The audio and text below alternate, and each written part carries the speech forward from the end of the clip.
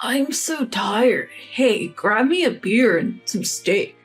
Mother-in-law, what are you just sitting there for? Go get some beer and snacks. You're really useless. It was New Year's Eve, and my house was filled with relatives. My eldest son and his wife had just arrived and wasted no time in bossing me around. Still stunned by their rudeness, my daughter-in-law continued with a sour face. We haven't even gotten a thank you for the Christmas gifts yet. Huh? Sierra's study desk and shoulder bag. They were nice, weren't they? Or didn't you like them? The colors were so cute. I clenched my fist and quietly responded. All right, let me thank you then. Avril, I see you've started wearing men's cologne. Avril sniffed her sleeve with a shocked expression. Mom, Avril doesn't wear cologne. Wait, you're right. I hear all kinds of things from your son, Kyle. All kinds of things. I grinned at my visibly sweating daughter-in-law. My name is Liliana, and I'm 63. I work part-time in a restaurant, and my husband of the same age is still working full-time. Of my adult children, my eldest son, Benedict, and his family live in a high-rise apartment in town, while my younger son, James, and his family share our home. That's because James' daughter has health issues. After their marriage, they rented a condo but moved in with us to be closer to the big hospital where their daughter had been hospitalized several times. Being closer makes it more convenient for medical appointments, and my husband and I can look after our granddaughter if needed. I get along well with James' responsible yet unassuming wife. But no matter how much time passes, I can't get along with my non-live-in daughter-in-law, Avril. Are you guys struggling financially? One day I finally asked her. Avril habitually drops by unannounced and helps herself to our fridge. That day she was stuffing an array of high-end hams, fruits, and vegetables into her bag. Don't lump us in with James and his wife. We have college and grad school degrees, you know. So you won't mind leaving some for us? It's just a little food. We're spending a fortune on Kyle's entrance exams. In the end, she took canned and ready-to-eat foods too. My husband and James returned from a day out to find the fridge empty and were bewildered, but we couldn't tell Avril to stay away and just put up with it. One day, I came home from work and went to my dresser, only to find my jewelry box empty. James's wife wouldn't just take my jewelry without asking. When I asked Avril, she texted back, I borrowed them. But then, no word from her for 6 months. I couldn't take it anymore and called her. Avril, can you return my pearl necklace and diamond earrings? They're heirlooms from my mother. I'd like them back. Oh, I lost them. You lost them? Sorry. I'll return them if I find them. I was at a loss for words, too drained to even complain as I hung up the phone. I didn't want to blame her too much. It felt like bullying my daughter-in-law, and that made me uncomfortable. I convinced myself I'd given the money to her and let it go. I had been putting up with Avril's antics because I didn't want to make a fuss. But then, something happened that pushed me over the edge. One day, I went to the department store with my second son and his wife. We were shopping for a shoulder bag and a study desk for our granddaughter, who was starting elementary school.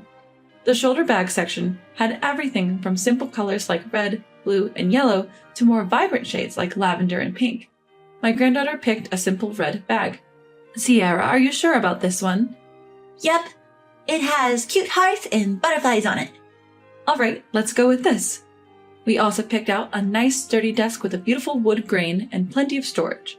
Both items would be delivered around Christmas. We left the department store in high spirits. Then Christmas Eve came. Sierra had been invited to a mom's friend's Christmas party and went out with my second son's wife. In the evening, after Sierra's desk and bag had been delivered, my eldest son's family showed up. Here's your Christmas gift, Kyle. The latest gaming console and some games. Thanks, Grandma. I've wanted this forever. Kyle's eyes were shining. He probably couldn't afford it himself. Yet Avril had a new designer bag every time I saw her. As they were leaving, Avril opened the door to Sierra's room without asking and peeked inside.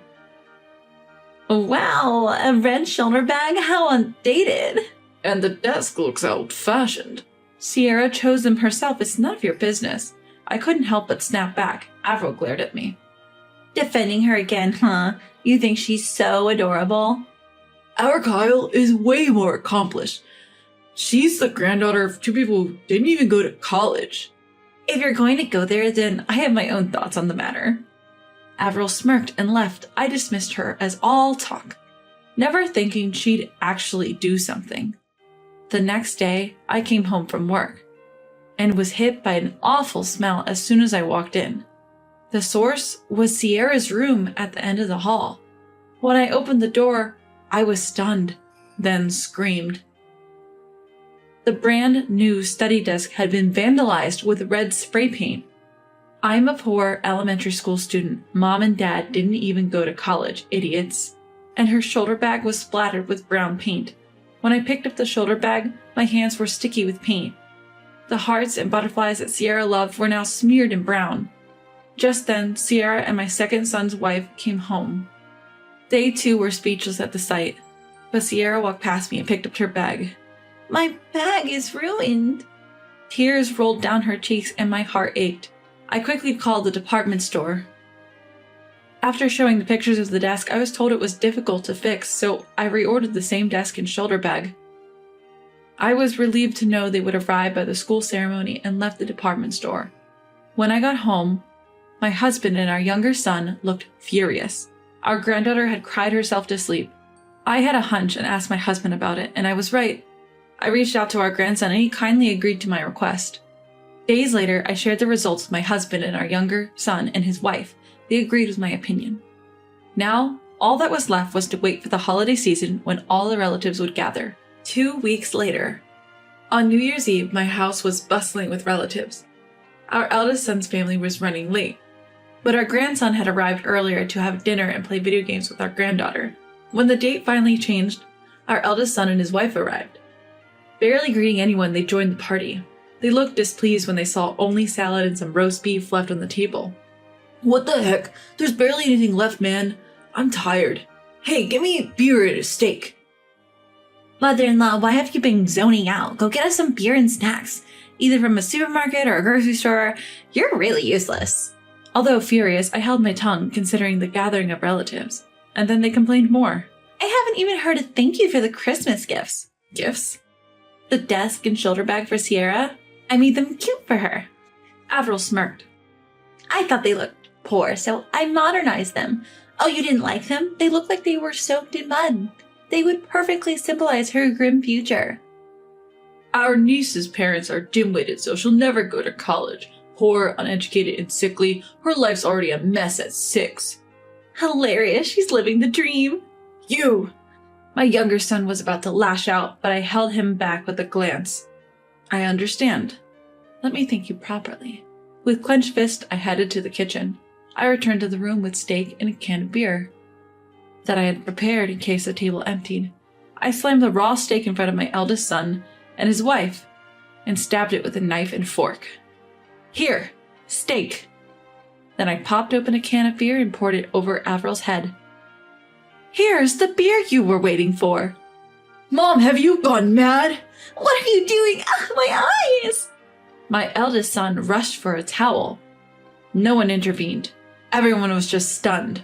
After wiping her face and hair with the towel, Avril, her makeup ruined, yelled at me. Mother-in-law, do you find it amusing to torment your daughter-in-law?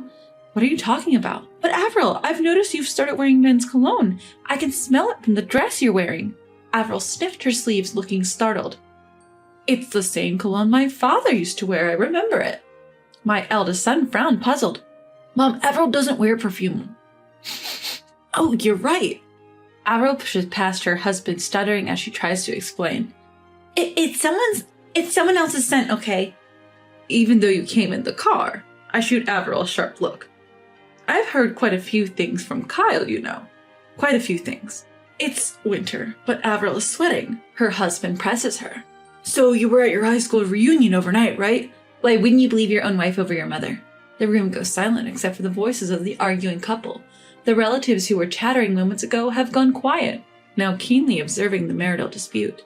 Just then, my grandson walks in. He nods at me and speaks to Avril. Mom, you're close with your private tutor, aren't you? Do they teach at your alma mater? Yes, they do. To get into a prestigious middle school, you need connections, even with teachers. Is that so? Their son slyly takes out his phone and presses the playback button before setting it next to the raw meat. Averil's voice soon fills the room. Oh, stop. Not now. Kai will be back soon. We're fine, don't worry. I'm looking forward to spending New Year's Eve at a hotel with a beautiful view. I've cleared my schedule for that day. Thank you for always being generous. Don't mention it. I make good money as an elite post-grad. The room starts buzzing again, and her husband's face turns beet red. I just remembered an urgent matter. As Avril tries to sneak away, her husband grabs her arm. You're cheating on me with that college student? So what if I am? I'm young and successful. Men are naturally attracted to me. Avril becomes defiant. I could have earned more than you if it weren't for Kyle. You think you're so great just because you earn a bit more with just a bachelor's degree? She seems to realize she's misspoken. Kyle did nothing wrong. She tries to hug her son from behind to cover her slip, but he shakes her off. I wasn't planning on divorcing you. We still have entrance exams to think about. At the mention of entrance exams, her husband's expression changes. Single-parent families are at a disadvantage in exams. I'll let it go this time. He returns to the seat next to Avril with a cough. But Avril isn't done. She turns to my younger son's family. Even if my salary's decreased since giving birth, it's still way above what bottom feeders make. She gazes smugly at my younger son's family, who are politely enjoying the roast beef. That's right, comparing us super elites to you barely middle-income folks is just sad. We live in a penthouse. We're at a different level. Honestly, I'm not too keen on letting our kids hang out. I couldn't help but laugh at Avril's pompous statement. What's so funny, mother-in-law? That's rude. I'm sorry, but when people with zero class say something, it's laughable, don't you think? No matter if you're a high school grad or a dropout, there are many out there who are far more decent than you. I looked at my eldest son, sighed, and touched my cheek. Don't you feel embarrassed doing this in front of Sierra and Kyle? Would you just stop? Avril stood up, pointing at the younger son and his wife. Benek and I work at prestigious companies, not some rundown factories like you people. Kyle will surely get into an elite middle school. We are the chosen ones. And yet you both got fired from those prestigious companies. The room went tense. How do you know that? Avril mumbled. Can you believe he got fired after all that bragging? His younger brother, who works hard as a loving wife, is way more respectable. And to think he acted so high and mighty with that innocent face. Avril looked down at me, stunned, and asked in a raspy voice, How did you know, Mom-in-law? Didn't you know? My sister is the CEO where you worked. She told me you both were let go for bullying your colleagues. Gasps filled the room. The eldest son and his wife, the momentum they had until just now disappeared. Now they are crouching, hiding their pitiful faces. What about the lawsuit from your subordinate for causing depression? They recorded your verbal abuse. Avril glared at me, grinding her teeth. We'll get the best lawyers. And we still have Kyle. She moved to her son and laughed triumphantly. My son was already chosen for a scholarship. A bright future is guaranteed if you have capable parents. Right, Kyle? What are you talking about, Mom? Kyle spoke, clearly annoyed. The scholarship was my doing, while you were too busy with your private tutor. Let me choose my own path. Avril went silent, a sour look on her face. I'm leaving this family, Kyle announced. What? I talked to Grandpa in Detroit. I'm moving there.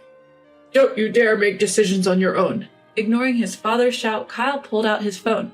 I can't live with these kind of people. I'll go crazy. He showed a video to the relatives gathering around. In the video, my eldest son spray painted on his niece's study desk, yelling, Woohoo! I'm going to repaint my niece's poor shoulder bag into something stylish. It's like muddy water, so it's fun. Avril was also there, splashing brown paint on a shoulder bag. This is just insane. The relatives frowned and shook their heads. Even with their education, they're awful people. Being highly educated doesn't make you a decent person. At those accurate words, the eldest son and his wife fell silent and looked down. My grandson continued his rant. So you got fired, and now you're planning to make Grandpa pay for my tuition? You think it's his duty to support his grandchild? You worry about losing your financial support if I move out, right? Yeah, no more fun money. We won't even be able to buy clothes if unemployment runs out. Before worrying about that, think about the legal fees. When I offered this scathing advice, Avril paled significantly. We need money even to settle out of court. Benedict, what are we going to do? The eldest son, who had turned as white as a sheet, clung to me.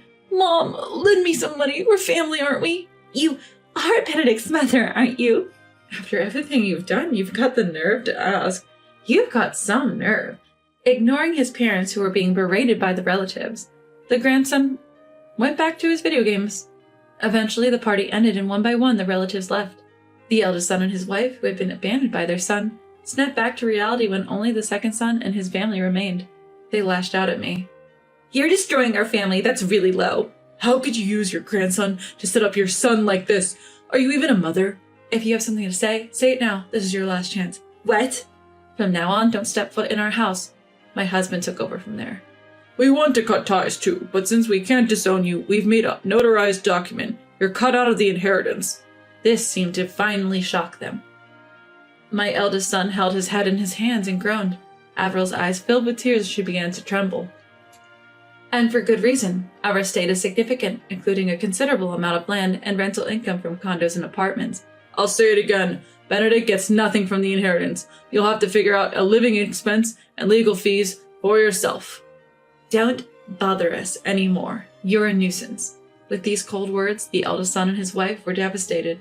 They had been living comfortably in a high-rise apartment downtown until the layoffs came. They couldn't afford the management fees and moved to a cheaper apartment.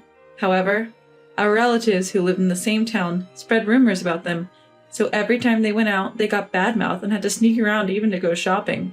Although the case he was sued by his subordinate was settled by paying a settlement, he has used up all his savings and spends his days looking for jobs to make ends meet.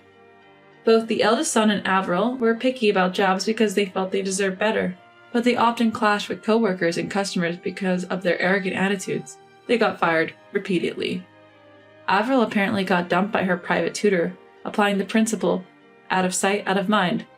The eldest son considered divorcing, but they're living together to save on rent and living expenses. Thanks to Avril's affair, she can't stand up to her husband and is subdued. Now that Avril's unannounced visits and verbal abuses towards my second son's family have stopped, we're enjoying our peaceful daily lives. Sierra's smiles have become more frequent, and perhaps thanks to her newfound emotional stability, her health has also started to improve. We're hopeful that her symptoms will continue to get better, and eventually she won't need to visit the doctor anymore. Our grandson comes over from time to time, engaging in lively games and chit-chats about school with his sister. The sparkle in his eyes tells us he's enjoying his freedom away from his parents, thriving at his maternal grandfather's home.